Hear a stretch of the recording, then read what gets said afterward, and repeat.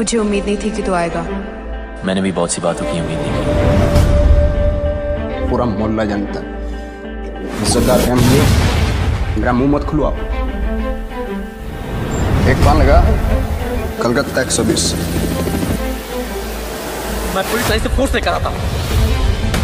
What the hell is wrong with you? खूनी को बचाने के लिए तो मेरे साथ क्या खास लाएंगे अली जफर इस बार? क्या होगा इस कहानी में? क्या ये एक्शन ड्रामा दिखा पाएगी अपना कमाल? साल 1998 में आई फिल्म बड़े मियाँ छोटे मियाँ को 90s के दशक की सबसे हिट फिल्मों में शुमार किया जा चुका है। वहीं इस फिल्म का 24 साल बाद आ रहा सीक्वल बॉलीवुड इंडस्ट्री के दो सबसे बड़े एक्शन स्टार्स कहे जाने वाले अक्षय कुमार और टाइगर श्रॉफ को साथ ला रहा है।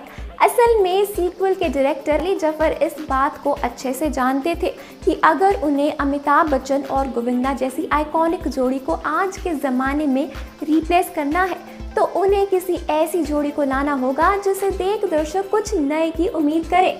वैसे टाइगर और अक्षय को उनके फैंस एक साथ देखना चाहते थे, जो अब जाकर पॉसिबल हो पाया है, और वो भी सिर्फ अली की वजह से।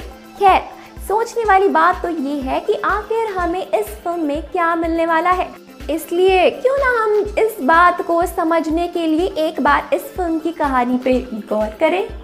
तो ये कहानी शुरू होती है दो ऐसे दोस्तों से जो एक आवारा ज़िंदगी जीते आए हैं। उन्हें किसी भी चीज़ की फिक्र नहीं होती, बस ज़िंदगी के एक दिन को ऐसे मजाक मस्ती में बिता देते हैं।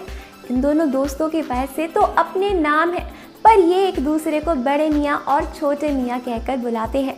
वहीं इन दोनों में से एक दोस्त अनाथ था, वहीं दूसरे दोस्त के परिवार वाले वैसे भी उससे काफ़ी ज़्यादा परेशान हो चुके थे। और एक दिन बड़े मियाँ को उसके परिवार वालों ने ये कह के घर से निकाल दिया कि हमें तुम्हारे जैसे बेकार इंसान की ज़रूरत नहीं है, जिसे अपने ऊपर मौजूद जिम्मेदारियों का भी एहसास नहीं है। बड़े मियाँ को काफ़ी ज़्यादा बुरा लगता है और बिना एक सवाल किए वो अपने घर से निकल आता है, ये कहकर कि वो वापस तभी आएगा जब वो एक दिन बड़ा आदमी बन जाएगा। बड़े मियाँ अकेले अपने दोस्त छोटे मियाँ के पास पहुँचते हैं और अपने साथ हुए इस घटना के बारे में उसे बताते हैं। छोटे मियाँ भी यही कहता है कि ये छोटा सा रूम जिसमें वो फिलहाल रह सकता है उसे भी कल तक खाली करना होगा, क्योंकि उसने पिछले 7 महीनों से इसका रेंट नहीं दिया। वही निराश हुए बड़े मियाँ और छोटे मियाँ को इस बात का एहसास होता है कि काश उन्होंने वक्त बर्बाद करने से अच्छा कुछ काम कर लिया होता तो आज उनके पास रहने को कम से कम एक जगह होती।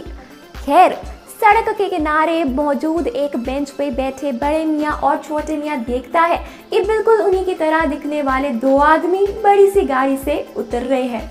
दिखने में वो किसी ऑफिसर जैसे लगते हैं।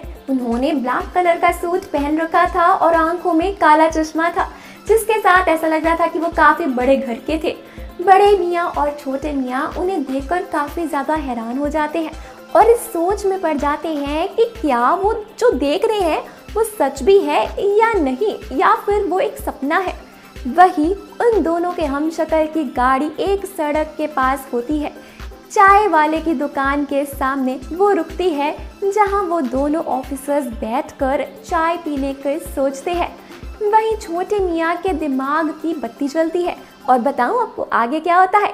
वो एक प्लान के तहत उनके चाय में कोई दवा मिला देता है, जिसके पीने के बाद उन्हें वॉशरूम जाना पड़ता है। वहीं जैसे ही उनके हमशक्ल किसी वॉशरूम की ओर जाते हैं, वैसे ही बड़े मियाँ और छोटे मियाँ उनकी गाड़ी में बैठ के निकल जाते हैं।